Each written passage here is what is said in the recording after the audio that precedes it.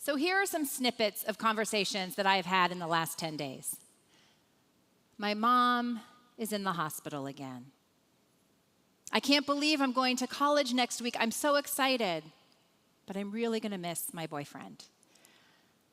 My dad has cancer, it turns out. My uncle is on hospice. I can't believe my little boy is starting kindergarten so soon. I need surgery again, and I'm grieving the outcome. I need to sell my car. Unfortunately, I am no longer able to be driving. My child is starting 8th grade. When does confirmation begin for him? The side effects of my treatment are worse this time. I'm downsizing, and we're getting ready to move. It's a bit stressful. I need to hire a new employee for my small business. I just started a new job. After we drop her off at college next week, we'll be empty nesters. The one thing that each of these conversations have in common is that every single person that I spoke to is in some sort of transition. Some of the transitions I named are planned, while others are unexpected. Some come with joy, while others come with uncertainty, concern, fear, or sorrow. So much of our lives are lived in transition, aren't they? Between one thing and the next thing. Think of all the experiences that you've had in your life where you too have experienced transitions. The big altering ones or the big life altering ones, and even the small ones that might seem insignificant. How do you find hope on the hard days of transition and in the expectant days of what's to come when you are in the middle of a transition? Today, we are in the 4th and final week of our sermon series on the Book of Ruth. And as we conclude today, we see that the story of Ruth offers us profound insights on how we can navigate transitions with faith and with courage and with hope. In the first 3 chapters of Ruth, you might remember that we witness a journey through significant transitions for the characters in the story.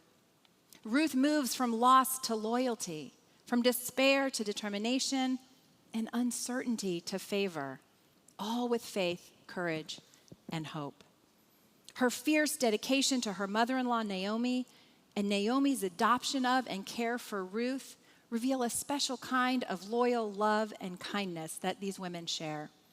And it is their loyal love and their faithfulness that reflects the very love and faithfulness of God. And these 2 women, as they forge their bond, it's not through a single decision in the midst of their own transitions, but by loyally choosing each other over and over again. The same thing God does for us every day. So let's recap it a bit. Their story is rooted in loss. It's where we began 4 weeks ago. Both of their husbands have died. Ruth leaves her homeland to follow her mother-in-law to a foreign land and a foreign people who we know despise her culture and her kind. The transition from being wives in Moab to widows in Bethlehem is marked with grief and uncertainty and doubt for both of them.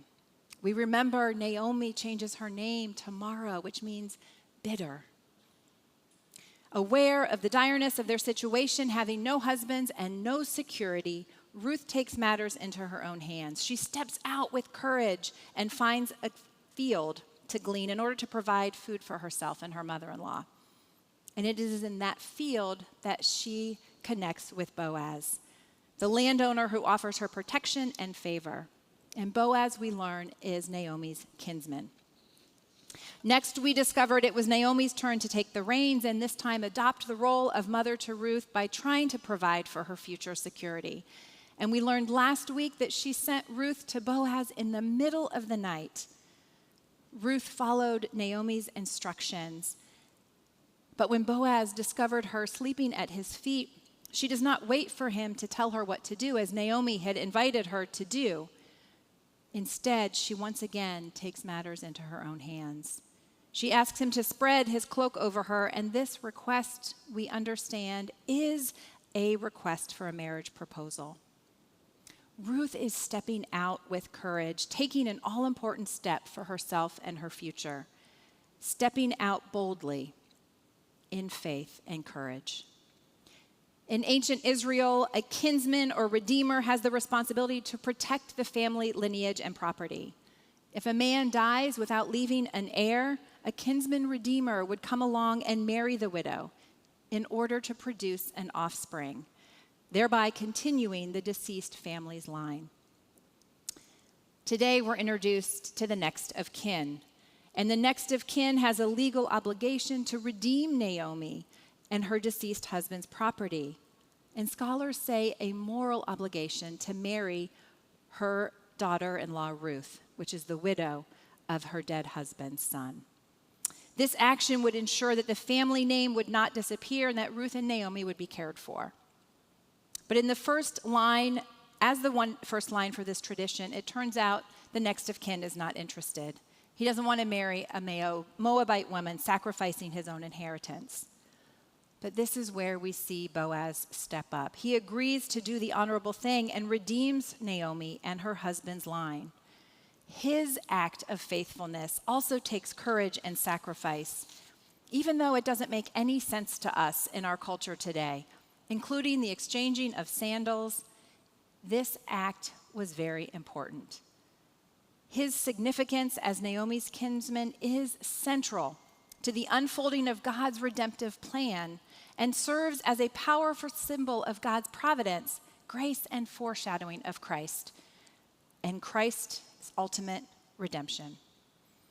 Through this man's action, we see a picture of God's care for God's people and his commitment to restoring and redeeming even the most broken situations. Boaz's presence as a kinsman is not just a coincidence, but a key part of God's plan to provide for Ruth and Naomi.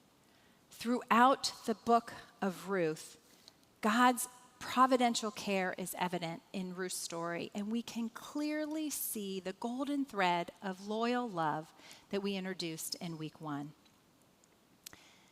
Even though Ruth is a Moabite, an outsider, and a foreigner in Israel, we discover in today's story that she officially becomes a part of the story of Israel. She becomes the great-grandmother of King David. How on earth could she ever have envisioned such a thing? The result of the despair that she encountered has led her to courageous and sometimes risky choices. And it is the result of life transition that we have seen and witnessed that are explored in the book of Ruth that lead to new life. Emptiness gives way to fullness, loss gives way to love, bitterness gives way to joy, and despair gives way to hope. Ruth's place in David's ancestry is confirmed with specific mention in the Gospel of Matthew, bringing forth good news to all the nations and the inclusion of all people in God's steadfast and loyal love, which we know to be seen and woven throughout the entirety of the arc of the Scriptures. When our own transitions feel empty, when we cannot see the fruit of our labor, the purpose of our struggle, may Ruth's story be a reminder that God is at work even when God feels absent. May it be a reminder that there are people in our life too that can be used as agents of loyal love and steadfastness in our lives to help journey alongside us when life is hard. God brings forth new life in God's time, and our transitions may be preparing us for something greater, something we cannot even see or imagine. The birth of Obed was not just the conclusion of Ruth's story, but the beginning of a much larger narrative in the lineage of David, and ultimately leading to the birth of Christ. Ruth's faithfulness in her personal life transitions became a part of God's grand story of redemption for all humanity.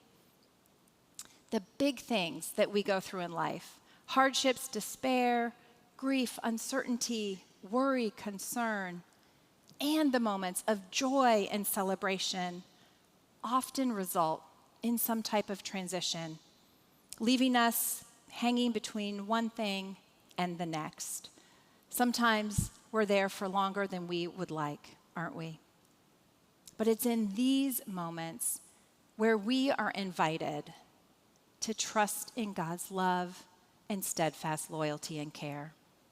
Ruth's story, I think, can be a powerful reminder to us that life's transitions, no matter how desperate they may feel, can be opportunities for new beginnings. God is at work in our losses, in our moments of discouragement and emptiness, and in our moments of uncertainty and fear. Just as Boaz redeemed Ruth and Naomi from a desperate situation, Jesus is our ultimate redeemer, stepping into our brokenness, our hard moments of transition, our suffering, our pain, and offers new life and redemption for us too. A broken family is reestablished in this story. A marginalized outsider and foreigner is brought into community, and new life comes into the world, a foretaste of God's promised future. So as you navigate the transitions of your life this week, whether they are hard or whether they're joyful, I invite you to hold on to God's loyal love in community with others, with the faith and the courage and the hope of Ruth, and to trust in God's providence and provision. For the golden thread of God's provision and love is at work. And so, as we conclude, we finally understand why this book of two poor widows has been preserved, and how Boaz's small act becomes part of a larger tapestry, a larger story that weaves these characters into the very story of Jesus. Thanks be to God. In the name of the triune God who gives new life. Amen.